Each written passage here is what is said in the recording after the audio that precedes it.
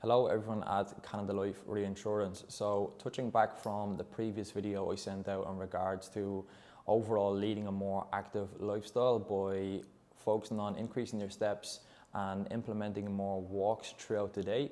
That was our starting point. If you feel you are kind of laying down the habit now of increasing your step count and bringing more walks in throughout the day, but you want to take it a step further, some things I would recommend is to try find an activity that you enjoy, whether that be swimming, cycling, playing tennis maybe. I feel if you find an activity that you enjoy doing, you'll be more inclined to stick with it consistently.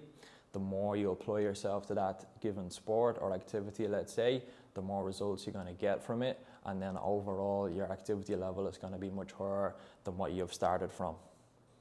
Another thing, if you are just consistently walking and want to take it a step further to maybe, let's say, jogging or running, the same process you can apply from the previous videos. Once you've laid down the habit of staying consistent with walking throughout the week, you can split the walk up where you're jogging for a period of time and then also walking for a period of time. So let's say, for example, if you go out for a 15-minute walk, try to split it up into maybe a 2-minute light jog and then let's say a 3 to 4 minute walk, and keep repeating that consistently each week. I would say start off slow, so let's say one time per week. If you can do a 15-minute jog to walk, you could potentially build up where you are increasing the time to jogging and then decreasing the time that you are walking, until eventually you are building up for the total time that you are jogging/running. A specific activity I would recommend and would advise most sedentary people or people that are trying to live a more active lifestyle is to do some sort of resistance-based training. Now, that doesn't necessarily mean you need to go to a gym or get a gym membership.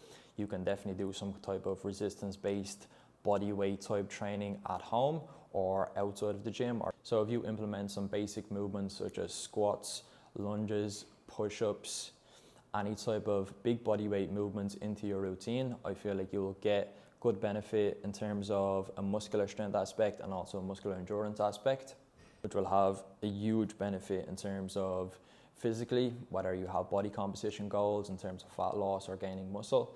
That can be an important thing to look into. I feel like when people aim to increase their activity level, they always just focus on cardio-based activity.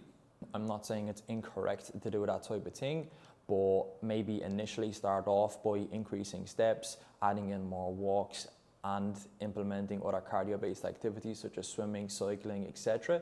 But there is a huge importance around resistance-based training and training your muscles per se. So the next question then, in terms of adding in more resistance-based activity, how do you implement that into your routine and how do you manage it with the walking, the steps, and also resistance-based activity, and then also if you are trying to do some running or even some sport? Again, as I was touching on previously, start off small and gradually build up. So if you are someone that is more going from mostly sedentary to trying to increase your step count, once you've laid the habit of that, then potentially break into if you want to do some type of running activity as I previously explained, or you can switch to more resistance-based activity. So aim to make one progression, whether that be try to find an activity that you enjoy, going from a more walking to jogging activity, or implementing more resistance-based activity. In terms of the time duration of the resistance-based activity, it can be anywhere from, let's say, 15 to 20 minutes per session. It doesn't have to be a huge amount of time. Focus more on the quality of the sessions as opposed to the quantity, the time that you're training for. Another thing in terms of resistance-based activity, if you do feel like you want to take the step to go into like a gym-based environment, fitness classes can be a good option. I feel because it's less decision making. You don't necessarily have to create the workout yourself. There's an instructor there instructing you how to do the exercises correctly. There's a specific time that the class is on at. There's the set duration of the class. So it might help in terms of accountability wise. Again, if you're doing, let's say, one class per week, you might enjoy the social aspect of it as well, which will potentially increase your motivation to continue to do it more or do it more consistently. Another thing that you could potentially do is to try find a workout partner. I feel like that is overlooked sometimes when you want to increase activity, is just doing it by yourself.